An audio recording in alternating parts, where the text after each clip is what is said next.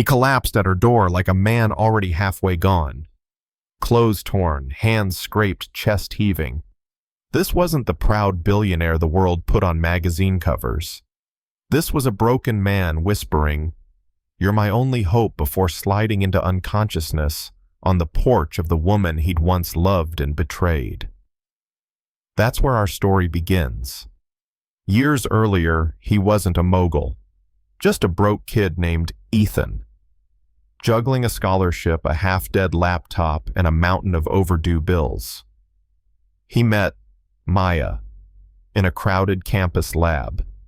She'd lost her textbook, couldn't afford digital access, and was seconds away from failing her exam. Ethan slid her his last $5 food money, really, and said with a grin, "Knowledge feeds the soul, right?" That tiny act cracked both their walls. They studied together, shared a peanut butter sandwich in his closet-sized dorm, and by the time finals ended, they were inseparable. Fast forward a $200 wedding, her homemade dress, his father's hand-me-down suit. They had nothing but love and a dream of building something real. Ethan coded late into the night while Maya stitched together their life with grit. When his laptop died 3 days before their wedding, he sold it to buy simple gold bands. She cried not for the laptop, but for the way he chose her over ambition. That was Ethan at his purest, choosing love. And then the app hit. A scrappy little program to connect people, suddenly worth millions. One blog post, one viral download wave, and overnight Ethan became the man investors chased and tech magazines worshipped. He and Maya celebrated with diner champagne and sparkling cider because she was pregnant with their first child. For one perfect night, they believed money would finally mean freedom. Then the past came knocking. Literally, Ethan's estranged mother. Margaret swept into their apartment like royalty, slumming at her son. Victor, smirking in the background. "We're so proud of you," she purred, eyes scanning Maya's thrift store maternity dress like it was a crime. She called their marriage unfortunate. She called Maya unsuitable. And she left a warning: join them for dinner alone or risk losing everything. Maya tried to see hope. Ethan saw danger.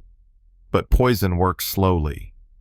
Margaret fed him documents, screenshots of Maya's old social media transcripts of calls supposedly proving she'd targeted him for his money. "Look at the timing," Victor said, sliding papers across a table. "She planned to trap you."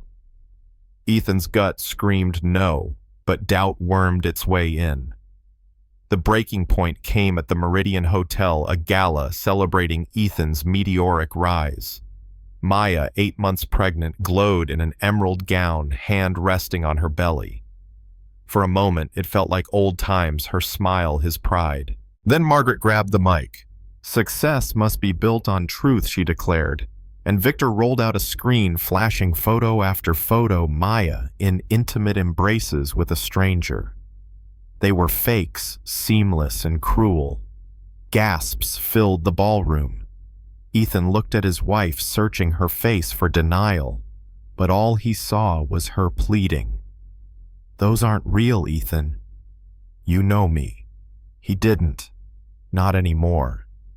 Cold as stone, he said into the mic, "You'll never be part of this family again." Maya collapsed, labor crashing down from stress. Her water broke right there on the marble floor while Ethan turned his back. Security carried her out as Margaret raised a toast to her son's narrow escape. Ethan believed he'd been saved. In truth, that night he destroyed his only family. Maya gave birth alone in a hospital, naming their daughter Grace. With no home, no money, and divorce papers served like salt on a wound, she went to a women's shelter. And from that rubble she built nights cleaning offices with Grace asleep in a bassinet. Days learning design, discovering a gift for turning cramped spaces into havens. Word spread, clients, then celebrities, then a business empire of her own. Robinson Interiors became the name on everyone's lips. And through it all, she raised Grace with dignity, never bad-mouthing the father who'd abandoned them. Meanwhile, Ethan piled millions into billions, but his life hollowed out. He stood at galas surrounded by strangers, stared at mansions empty of laughter. Margaret called it legacy. Ethan called it loneliness. 12 years later, truth punched him awake.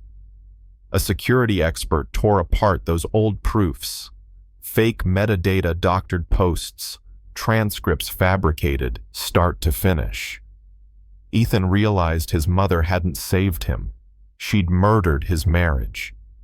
Every love letter Maya had written, every night of sacrifice, he'd thrown it away for lies. He read them again, tears smearing the ink. "I'd love you in a tiny apartment forever," one said. He finally believed it. But by then his body was failing. Years of stress left him with a failing heart, months to live. His empire crumbled. His family stole what they could. And for the first time in his life, Ethan had nothing. Nothing except regret. So he walked, or rather crawled, across the city, down streets where no one recognized the fallen king. His chest-burning vision dimming, he reached the Victorian house where Maya's company now thrived. He dragged himself up the steps, collapsed at her door, and with his last strength whispered, "You're my only hope." The door swung open. Maya stood there, older, stronger, beautiful in a way money could never buy. For a heartbeat, the world held its breath. She knelt, touched his face, and whispered through tears, "What have we done to each other?" That's where the story pauses, because now it's not about him, it's about her. Maya holds the power to let him die with his mistakes, or to grant him one last chance to meet the daughter he never knew, to face the truth in daylight instead of in shadows. So I'll leave it with you. If you were Maya, what would you do? Does a man who destroyed everything deserve redemption at the end?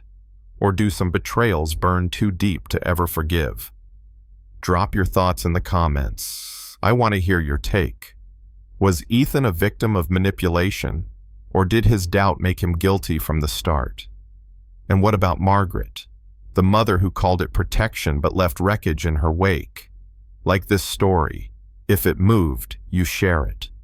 If you've seen people judged unfairly, and tell me below. Does true love survive lies, or is trust once broken, gone forever? He collapsed at her door like a man already halfway gone. Clothes torn, hands scraped, chest heaving. This wasn't the proud billionaire the world put on magazine covers. This was a broken man whispering, "You're my only hope," before sliding into unconsciousness on the porch of the woman he'd once loved and betrayed. That's where our story begins. Years earlier, he wasn't a mogul, just a broke kid named Ethan, juggling a scholarship, a half-dead laptop, and a mountain of overdue bills. He met Maya in a crowded campus lab. She'd lost her textbook, couldn't afford digital access.